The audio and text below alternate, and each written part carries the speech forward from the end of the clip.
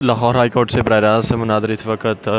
तहरीक इंसाफ के लिए आज लाहौर हाई कोर्ट का एक दिन बहुत अहमियत का अमल है। आपको बताते चलें कि तहरीक इंसाफ ने लाहौर हाई कोर्ट में जो ख़वातीन की मखसूस नशिस्तें इस हवाले से केस को चैलेंज कर रखा है। आपको बताते चलें कि इस वक्त जो तहरीक इंसाफ को लाहौर हाई कोर्ट में इस केस में रिप्रजेंट कर रहे हैं वो सरदार समीर खोसा एडवोकेट हैं, जिन्होंने यहाँ पे तहरीक इंसाफ की जो ख़वातीन की रिज़र्व सीट्स हैं इस हवाले से यहाँ पे जो रिट पिटीशन फाइल की है उस हवाले से आपको बताते चलें कि वो आज यहाँ पे उन्होंने फ़ाइल की। अब देखना ये है कि क्या ये काबिल समात होती है या नहीं होती, ये अभी इसके ऊपर जो फ़ैसला है वो अभी तक नहीं आया। उन्होंने जो ये फ़ाइल है वो सबमिट करवा दी है रजिस्ट्रार लाहौर हाई कोर्ट के पास। अब इसके ऊपर सबसे पहले तो ये फ़ैसला होना है कि क्या ये काबिल समात है, ये काबिल समात नहीं। अगर तो ये काबिल समात होगी तो फिर तहरीक यकीनी तौर पर यह तहरीक इंसाफ के लिए एक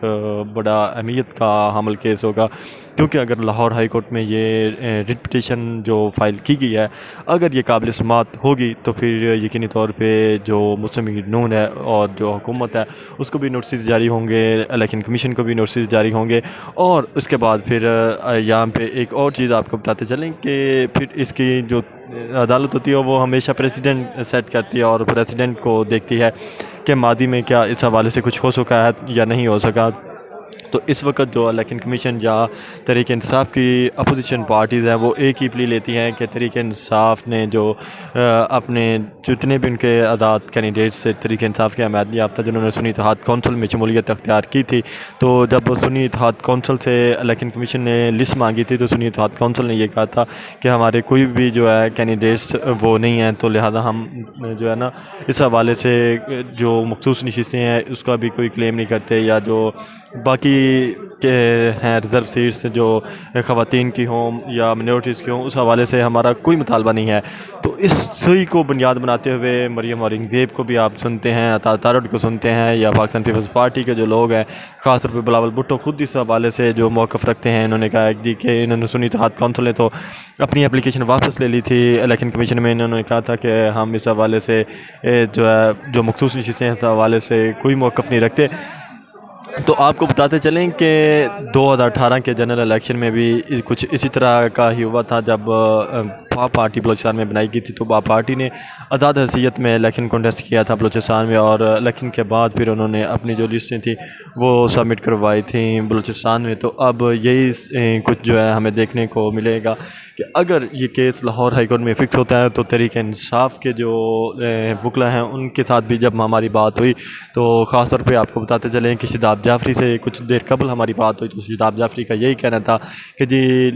जो बलूचिस्तान के इलेक्शन थे 2018 में बाप पार्टी जो बनी थी, तो बाप पार्टी की जो नशिस्तें थी वो इसी तरह उनको मिली थी, जो मखसूस नशिस्तें थी या मिनोरिटीज़ की थी या ख़वातीन की जो मखसूस नशिस्तें थी वो उनको इलेक्शन के बाद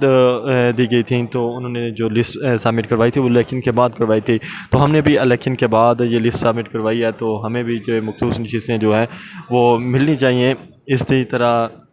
जो इस वक्त लाहौर हाई कोर्ट में बराह रास्त मुनाज़रे हैं जो हम आपको दिखा रहे हैं, इस वक्त इलेक्ट्रॉनिक मीडिया के कैमरास ऑन हैं और यही इंतज़ार किया जा रहा है कि कैसे कोई ख़बर आए लाहौर हाई कोर्ट के रजिस्ट्रार ऑफिस से कि ये दरख्वास्त है जो ये काबिल समात है। तो फिर ये एक यकीनी तौर पे एक बड़ी ब्रेकिंग न्यूज़ होगी कि तहरीक इंसाफ को यकीनी तौर पे उनकी केस की जो सुनवाई है वो होगी। फिर उसके बाद फिर उनके वकला ने दलाल के साथ साबित करना है कि जो लाहौर हाई कोर्ट में उन्होंने पिटीशन फ़ाइल की है इसके ऊपर कानून क्या कहता है, और जो इसके हवाले से माजी में क्या कोई ऐसी मिसाल मिलती है। तो यकीनी तौर पे शादाब जाफ़री का यही कहना था कि माजी में इसी तरह की मिसाल मौजूद है। बाप पार्टी की शादाब जाफ़री तहरीक इंसाफ लहर विंग के सदर भी हैं और इस वक्त जो तहरीक इंसाफ के लिए को रिप्रेजेंट कर रहे हैं वकला के हवाले से उनकी जो चीज़ें हैं वही पुलिसेस इम्प्लीमेंट की जाती हैं। उसके साथ साथ आपको बताते चलें कि जब ये पिटीशन फाइल की गई थी तो उनके साथ बैरिस्टर अबू ज़र सलमान नियाज़ी भी मौजूद थे। जो बैरिस्टर अबू ज़र सलमान नियाज़ी हैं वो तहरीक इंसाफ कोर कमेटी के मेंबर भी हैं। तो यकीनी तौर पर अब इसका फ़ैसला लाहौर हाई कोर्ट से ही आना है और तमाम नज़रें इस वक्त लाहौर हाई कोर्ट के ऊपर मरकूज़ हैं तहरीक इंसाफ की। और इस वक्त ना सिर्फ तहरीक इंसाफ की हैं बल्कि दीगर पोलिटिकल पार्टीज़ की भी हैं, पाकिस्तान पीपल्स पार्टी की, मुस्लिम लीग नून की, मुस्लिम लीग काफ की, मुस्लिम लीग नून काफ और पीपल्स पार्टी को इसमें क्या हिस्सा मिलता है इस केस से। तो यकीनी तौर पे अब ये फ़ैसला है जो ये पाकिस्तान की सियासत में एक नई डायरेक्शन सेट करेगा। अगर ये फ़ैसला तहरीक इंसाफ के हक़ में आया तो यकीनी तौर पे तहरीक इंसाफ जो सेनेट के इलेक्शन है उसमें फिर आधा हिस्सा लेने में पंजाब की जो 6 नशिस्तें हैं वो लेने में कामयाब हो जाएगी। 12 नशिस्तें हैं सेनेट की पंजाब के अंदर, तो 12 में से 6 यकीनी तौर पे जब अगर इनको मखसूस नशिस्तें मिली तो फिर हाफ़ के करीब जो है वो अपोजिशन हो जाएगी, तो वो नशिस्तें लेने में तहरीक इंसाफ कामयाब हो जाएगी। तो ना सिर्फ ये तहरीक इंसाफ को अपोजिशन के अंदर ये कामयाबी मिलेगी, बल्कि हुकूमत साजी भी अगर कभी कोई अदम एतमाद की आती तहरीक पाकिस्तान पीपल्स पार्टी इनके साथ मिल जाती है या फिर सेनेट के इंतखाबात हैं, इस हवाले में तहरीक इंसाफ के लिए ये बहुत अहमियत का हामिल केस है। आप देखते हैं कि लाहौर हाई कोर्ट इस केस को काबिल समाअत करार देता है या नाकाबिल समाअत करार देता है, ये तो चंद ही घंटों बाद फैसला आ जाएगा।